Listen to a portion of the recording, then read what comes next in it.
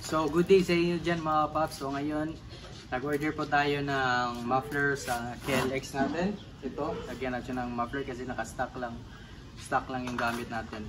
So, ito, i-unbox natin. Tignan natin kung na-scam tayo o hindi. Kasi, nag-order ako last week nito. In-order ko sa Shopee. Tapos, na-check out ko na. And then, na-receive na din ng seller. And then, na-ship na din niya. Then, maybe mga 2 to 3 days chinek ko ulit yung shop. Tas ayun, hindi ko na ma-search yung shop na nabilan ko kasi na-ban na siya or na-frozen na siya sa TikTok. So hindi ko alam kung na-scam ba ako nito, kung ano ba, anong pang tawag natin ito. So ayun, binayaran ko naman. So nakita ko naman sa loob, color black siya kasi color black na muffler yung binili natin. Norofoamy yung brand ata nito. So, unbox natin, tignan natin kung na-scam ba tayo o hindi. So, if naka-encounter din kayo ng mga ganito, please leave a message na lang para matulungan natin yung iba. So, ito, tignan natin kung na-scam tayo. Unbox natin.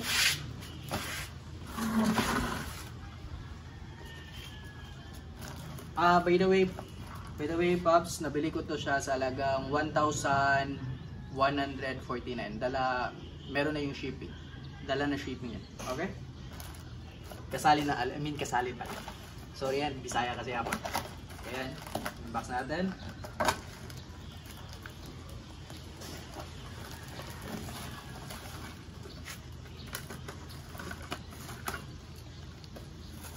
Oh, parang hindi tayo na-scam.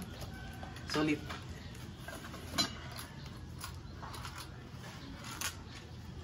So ito yung canister ng Norofoamy Rocket 4. So maganda yung pagkabalot. Okay naman. So tingnan, ito yung canister niya. So tingnan natin yung elbow. Solid napakaganda, oh. Angas. So ito, solid. Ito yung elbow niya. May konting gas-gas lang siya kasi yung binalot na plastic hindi siya makapal. So meron siyang konting gas-gas. Okay naman, okay lang kasi okay lang yan sa may gas-gas kaysa na-scam tayo, right? So ito, Norofoamy muffler. Unwrap natin to.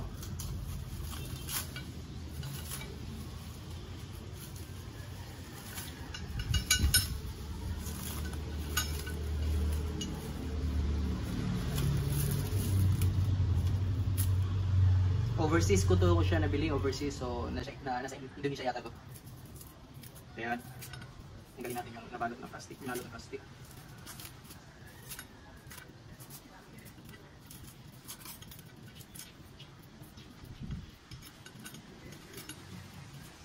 So yan, ilalagay ko na sana yung link sa pag-upload nito pero hindi ko na malagay sa inyo, Pops, kasi hindi ko na malagay sa YouTube ko kasi naban yung shop niya. Banas, hindi na siya ma-search. So yan, ito po yung sa elbow niya. So solid, angas naman. So may kaunti siyang scratches. So walang, okay naman dyan kasi i-try lang na natin to. So may magasgasan din naman to. So yan, kaunting scratches.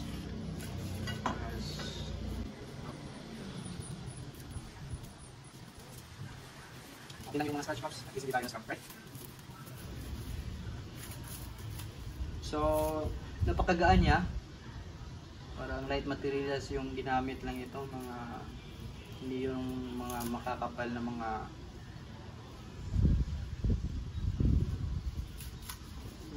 tawag natin dito.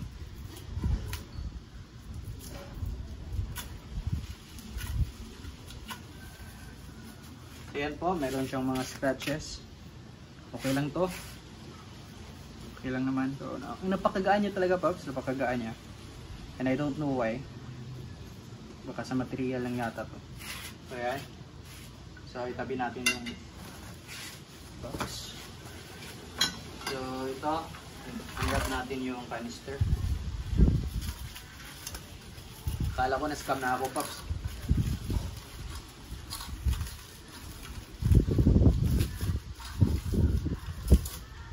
di ba? Sa halagang 1,149, meron ka ng ganitong muffler. Pero sayang, hindi ko na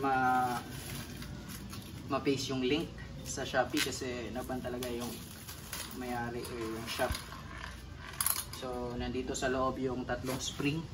So, nandito sa loob yung spring.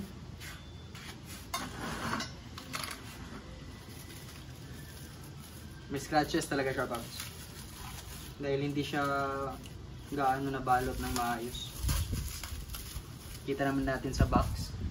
Ito, UP na yung box. Tapos overseas, galing bang overseas. Yan.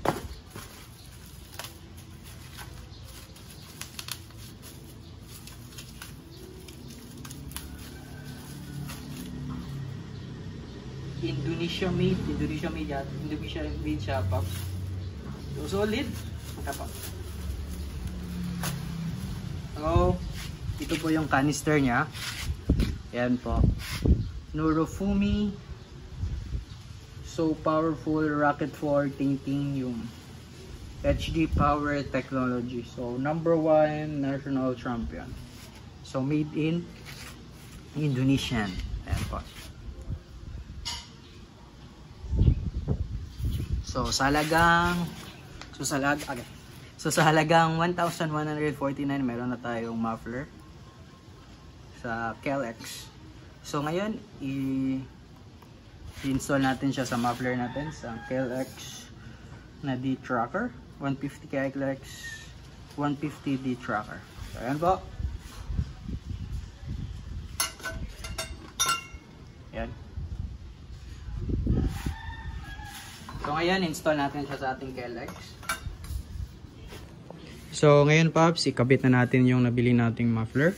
So itong Norifumi Rocket 4 Titanium Indonesian made. So sa pagbaklas ng muffler ng KELX, by the way, ito po ay KELX D-Tracker. Yan po, ito gamit natin sa trail.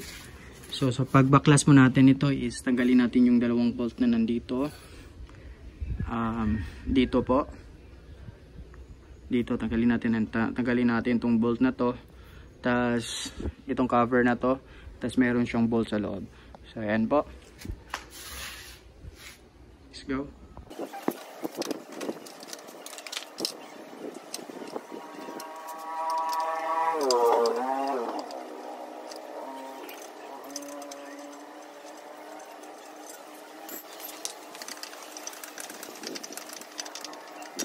Po ay stock muffler ng KELX 140.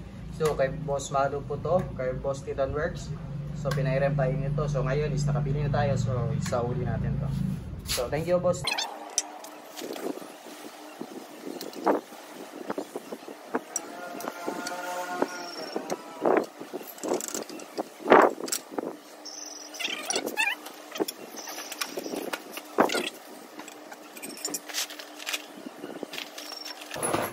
Lagyan natin siya ng gasket maker para hindi maganda yung tunog.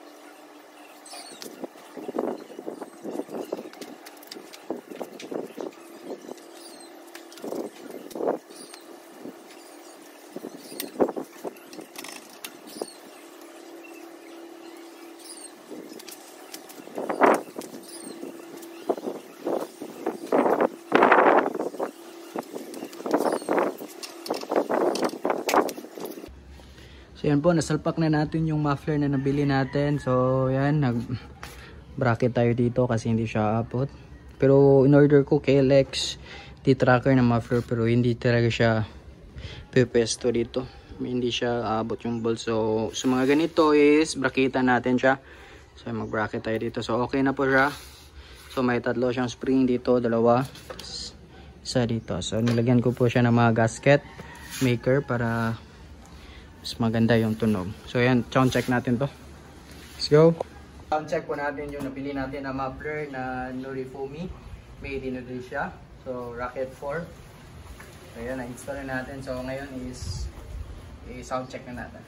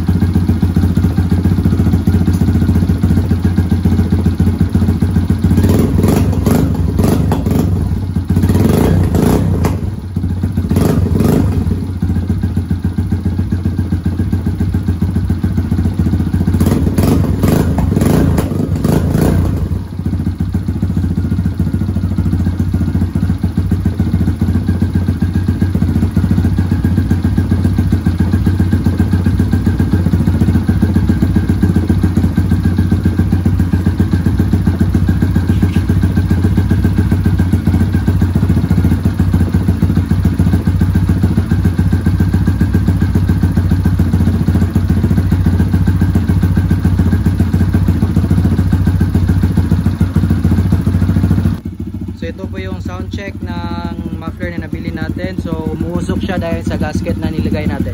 So normal lang yan po. So ito po, Norifumi Rocket 4 Titanium. Solid, napakalutong